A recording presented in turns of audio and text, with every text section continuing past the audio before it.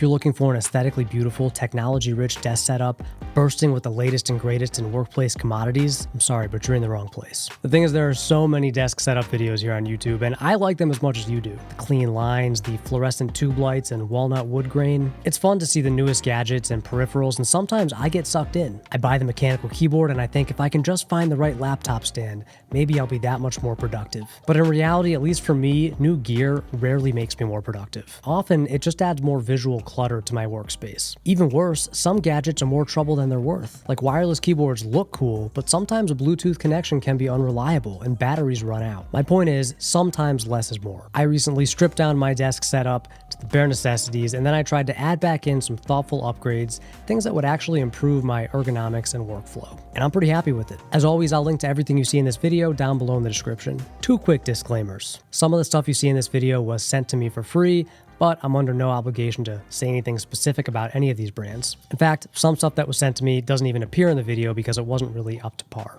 2, this video is brought to you by VAER, a really impressive watch brand that I'll talk about later. By the way, if I look and sound a bit bedraggled, I've been sick for what feels like a month. I'm kind of coming out of it now, but still feeling a bit rough. All right, let's start with the desk. I'd been using the same 42x27 desk for over 7 years from a now defunct brand called Fully. Its small size served me well in many different rooms, including a 320 square foot Manhattan studio. But sometimes it felt too small, especially as my monitor sizes increased over the years. Now that I have more space to work with, I thought that a slightly bigger desk would make sense. This standing desk from Branch is 48x30, so just a few inches longer and deeper than my old one. The extra length is nice, but the extra depth is even more important.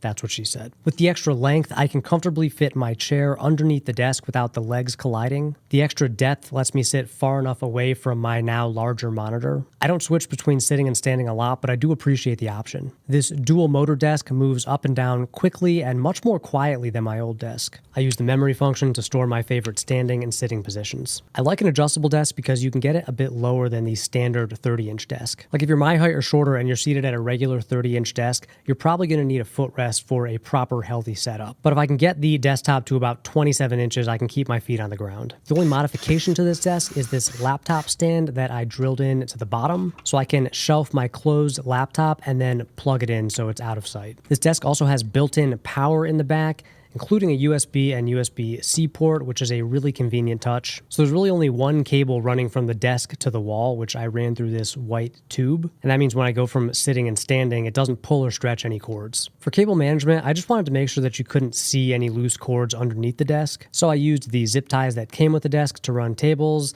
I used some double-sided tape to attach any power bricks to the underside of the desk. I also used these little Velcro cord keepers to clean things up, and these flexible cord wraps from Night Eyes to wrap excess cordage. These are the best cord wraps, in my opinion. I think they're far better than your standard twist ties. I'll link to them down below in the description. I really like this fog gray desktop paired with the white base. It's just a clean, neutral look that works well with monochromatic elements like black, white, and gray, but it also works well with any pop of color that you might add. Okay, real quick, huge thank you to today's sponsor, VAER. I like my watches like I like my desk setups. High quality, attractive, and practical. And VAER watches fit the bill perfectly. Here are 4 things I love about this brand. 1. Every single watch they make has a minimum water resistance rating of 10 ATM, which makes them functionally waterproof for any activity outside of deep sea scuba diving. 2, their watches ship with not 1, but 2 interchangeable straps. 3, they make plenty of watches in smaller sizes like 36 and 38 millimeters, which is great for anybody with smaller wrists like myself. 4, they prioritize USA sourcing and American assembly. I have 2 of their watches here today, the A12 Dirty Dozen and the C3 Design in Navy. Both are 36 millimeters with a 43 millimeter lug to lug, the perfect size in my humble opinion. Both have AR-coated sapphire crystal over the dials. The A12 also has a sapphire case back, also with anti-reflective coating, which lets you gaze upon the Swiss-made automatic movement. I've actually had the C3 for a few years. It was my daily driver for most of 2022. This time-only watch can build up a 6-month power reserve from just 6 hours of light. It has bright blue and green lume on the hands and numerals, and it's assembled in the United States. Even if you love mechanical watches, you have to admit there's something so practical about a solar quartz. They're extremely accurate, they never have to be wound or reset. For me, a waterproof solar-powered watch just makes sense. But of course, I do appreciate the engineering marvel that is an automatic timepiece. Like the A12, it's powered by the movement of my wrist, a truly symbiotic relationship between watch and wearer. It's no less durable than the C3. It still has bright lume and 100 meters of water resistance due to the locking screw-down crown. Like technically, these are two very different watches, but both fit my lifestyle perfectly. So if you're in the market for a new watch, whether it's a higher-end Swiss Auto or a USA-assembled solar quartz, you need to check out VAER. Go to VAERWatches.com or check the link below in the description. Thanks again to VAER for supporting the channel. Okay, where were we? Chairs. This is the Branch Ergonomic Chair Pro. Same brand as the desk, it's the highest end chair they offer. This is the mesh mineral color with the optional headrest. I actually got this as a press sample before it launched, but it is available now. When Branch offered to send this chair, I let them know that I already had the Steelcase EMEA.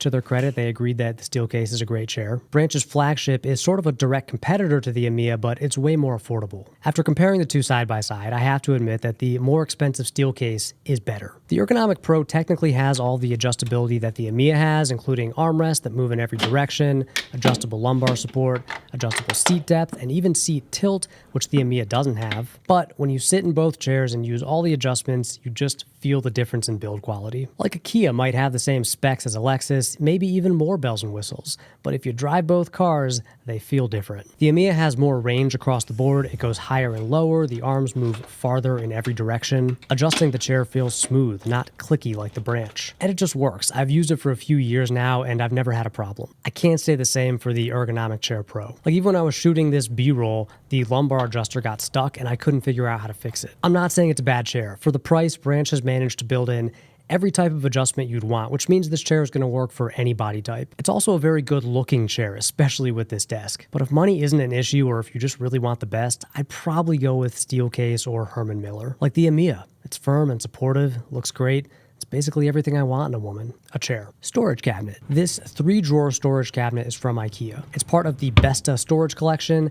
I can't actually find it on IKEA's website, so maybe it's been discontinued. It's surprisingly hard to find office storage that's the size and shape of a filing cabinet, but that's not actually for files. Like, are people really filing that much paper anymore? This one is perfect. It's on wheels. It has 3 different size drawers, the bottom of which is deep enough for larger items. I think it looks pretty nice too. I had a peace lily on top, which pieced out to plant heaven, so now I have this snake plant instead, which will hopefully survive the low light environment, along with this little gift from my brother, which is a reminder that we are not our thoughts. Our brains are doing their best, but like a puppy, sometimes they misbehave and need to be ignored. This and my old silver play button are the only decor in this part of the office. I'd love to replace it with the gold button that you get when you hit 1 million subscribers. At this rate, that'll happen sometime in late 2035. Please subscribe. Computer. This is a 2021 14-inch MacBook Pro in space gray. So it's the first of the M series Apple laptops. It's the M1 with 32 gigabytes of memory, 2 terabytes of storage. It's still really fast. Like I can export a 4K video from Final Cut Pro with Logic running in the background while working on a thumbnail in Photoshop, and this little laptop just handles it. I don't even hear the fan running. I love the 14-inch size because it's super portable and it fits in all the same bags as my old 13-inch laptop. It has the MagSafe charger and the SD card reader, which I'm so glad Apple brought back. Compared to my last MacBook, the 2017 MacBook Pro with the little touch bar that was so worthless, this one is better in every way. Better build quality, the keyboard is way better, it's faster, and I haven't noticed any glitches. I plan on keeping this one as long as I can. Monitor. So first up, the monitor arm is from Fully, the same defunct brand that made my old desk. I can move the screen up and down, forwards and backwards. You can tilt it back and forth and even pivot it 90 degrees if you want a portrait orientation. I just like being able to get the monitor in that exact right position. The monitor is from BenQ. I think that's how you say it, BenQ. It's their MA320U, a 32-inch display made specifically for Mac. It reminds me a lot of my old LG Ultrafine, which was created by LG for Apple back when the first Thunderbolt MacBook Pros came out. That was a great display because it was simple and reliable. The only problem was it didn't have any extra inputs. This MA320U is sort of like a better version of those LG Ultrafines. It's the biggest display I've ever had, and at first it was a bit jarring. I was like, ugh, did I go too big? But I got used to it very quickly, and unlike with my old 27-inch Dell, I never find myself wanting more room. I know some people prefer multiple monitors. Personally, I'd rather just partition partition one big screen into different sections as needed. So for example, I might have a note open on one side of the screen and a browser window on the other. Or if I'm doing like color correction on a video, I'll use the whole screen. This is a much better monitor than my old Dell. The first thing I noticed was just how much brighter it gets. It also has this nice matte finish that doesn't pick up any glare even though it's right next to a window. The monitor is color calibrated out of the box to match the color of your MacBook. It also has a bunch of other fancy color tech for like designers and editors, and you can tweak all these settings with BenQ's Display Pilot app. Frankly, that's a bit beyond my understanding. All I know is this monitor looks fantastic and it integrates seamlessly with my MacBook Pro. Plus, it has actually usable speakers built in, and the sound and brightness are synced to the laptop, so you can use your keyboard to adjust the volume or brightness. No need to go into the monitor's menu system. It has plenty of ports to connect other devices like tablets or phones or consoles. You could totally use this as your hub, but for a cleaner setup, I'm using an actual dock that I'll talk about in a minute. Desk light. BenQ also sent over one of their popular screen bars. I've seen these all over YouTube. So many tech creators swear by them. I've never really understood the benefits though. Like, why would you want to shine a light down from the top of your screen? After doing some research and more importantly just using it for a few weeks, I kind of get it. Like, it does seem to reduce eye strain a little bit during long writing or editing sessions. I think it'd be more noticeable for people working in darker rooms or at night, maybe if you're watching a movie or gaming after dark. You know, the point is to gently light up your desktop surface without casting any glare onto your monitor. You can even change the temperature from cooler to warmer and adjust the brightness. The Screen Bar Pro has an auto on-off function, so it'll turn on when you arrive at your desk and automatically turn off when you leave. The one problem with this is it takes up the spot where you would put a webcam. Now that I've used this for a while, given the choice between the screen bar and the webcam, I think I'd choose the webcam just because it's more practical given how many Zoom meetings we have these days. I put the screen bar in the nice to have category, and while I really appreciate BenQ letting me test it out, I'm not sure if I'd buy one for myself. But it has excellent reviews and a lot of people love it, so if you're curious, I think you should form your own opinion. Definitely give it a shot. Of course, I'll link to the screen bar and everything else you see here down below in the description. The dock. So this is the CalDigit TS4. I used the older version of this dock, the TS3, for a few years,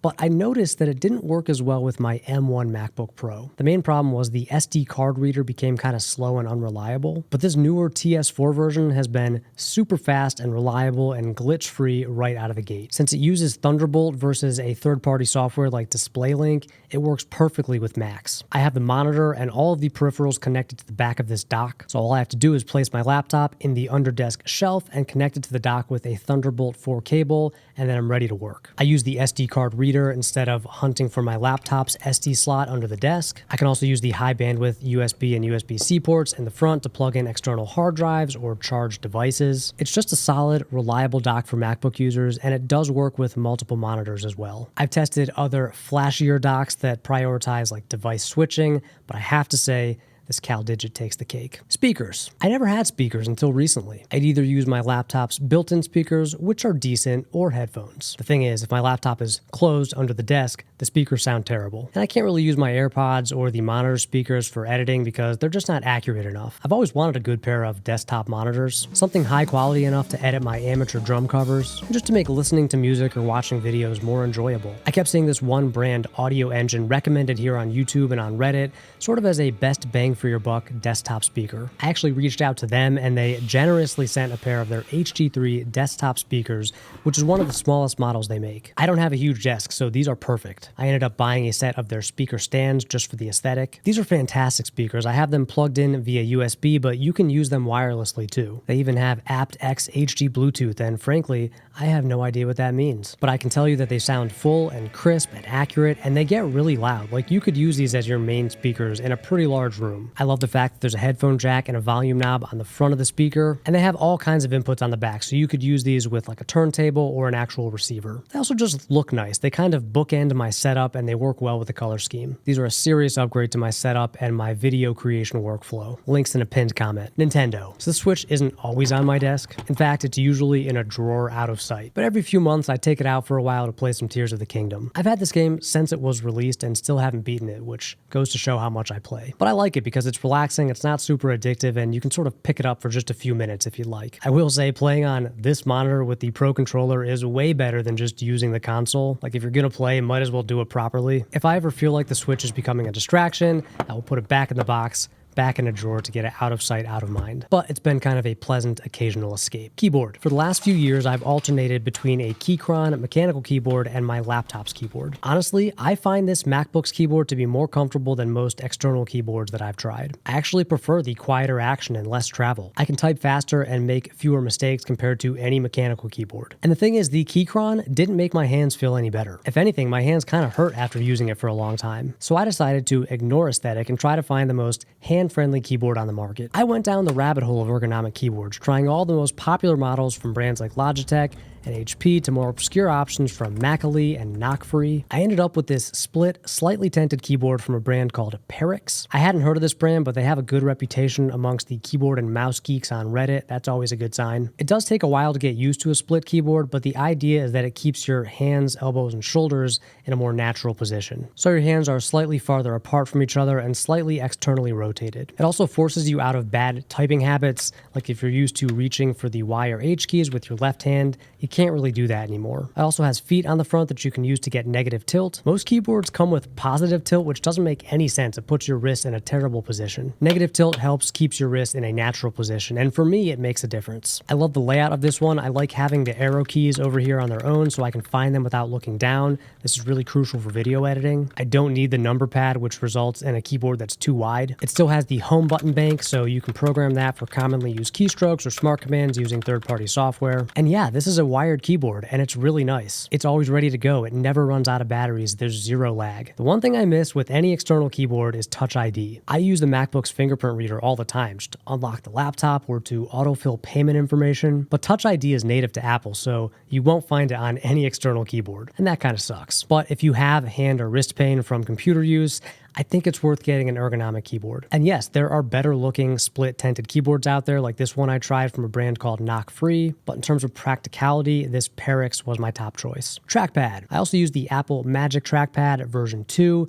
which is substantially larger than your laptop's built-in trackpad. The thing is, I've just never found a mouse that's more comfortable for my hands than a trackpad. And I've tried a bunch of fancy ergonomic mice. I've tried many different configurations, including different combos of mouses and keyboards and trackpads. I always come back to just using the Magic Trackpad. This one has excellent battery life and perfect connectivity. I keep this little magnet lightning port thing plugged in, so when it does need a charge, I just snap on this 360 charger from a brand called Static. It's sort of like a modular charging system, so you can use the same cord with different devices. Like if I want to charge my Switch controller, I can just detach this cable from the trackpad and snap it onto the controller. It's the little upgrades in life, you know? Speaking of upgrades, quick tip for trackpad users on a Mac. Go to your accessibility settings and enable 3-finger drag. This lets you click and drag using 3 fingers. It's much more comfortable than clicking with your thumb and dragging with your finger while holding your thumb down. Super helpful for like highlighting text or reorganizing windows, even dragging media around an editing timeline. The more you know. Desk mat. The keyboard and trackpad sit on top of this Orbit Key desk mat. It's their larger size and it has a couple of cool little details. First, you can pick up the top layer and put documents underneath. It's not for like long-term storage, but it's a nice way to get paperwork that's still being processed out of the way. I try to go totally paperless, but sometimes you have to hold on to like a check that hasn't cleared yet. This is where that stuff goes. Second, this little channel at the top. It can be used to keep a pen and for cable management. The mat comes with this little magnet that you can pass a cord through. It's a little detail, but I like it. The only issue I have with this mat is that they ship it rolled up, and it's taking forever to totally flatten out. I have another smaller version of this mat that does lay totally flat, so I know it'll happen eventually. It's just taking a long time. Charger. Last but not least, I have this wireless charging station from Anker. Whenever I need a new cable or charger, I almost always buy from Anker. They just make solid, reliable products. I especially love their braided cables. I like this 2-in-1 station because I can charge my phone and AirPods at the same time, and it keeps them both within arm's reach, so I can take a phone call if it comes in. I also like the clean, simple design, and I think it works well with the rest of my setup. I actually really like the iPhone's standby mode, so you can change the look and feel of it and add different widgets, but for me, I like just having the clock and calendar right there. It's perfect. And that's it. I am really liking this setup right now. I think it's not only the best looking desk setup that I've had so far, but it's also the healthiest, the most ergonomic. It's super functional for what I do, which is a lot of writing and video editing. I'm sure it will evolve over time, but this is probably the most comfortable and ergonomically correct desk setup that I've ever had, and I look forward to sitting and working here every day. And I think that's the point, right? A good desk setup is supposed to reduce friction between you and work. Ideally, it can even motivate you and maybe spark some creativity. I'd love to hear from you. What's something that you either added or removed from your desk setup that actually had an impact? Let me know in the comments. Thank you again to VAER for sponsoring this video. I've been wearing this watch every day and I love it. Go check them out at VAERWatches.com. Thank you as always for watching, and until next time, stay stylish.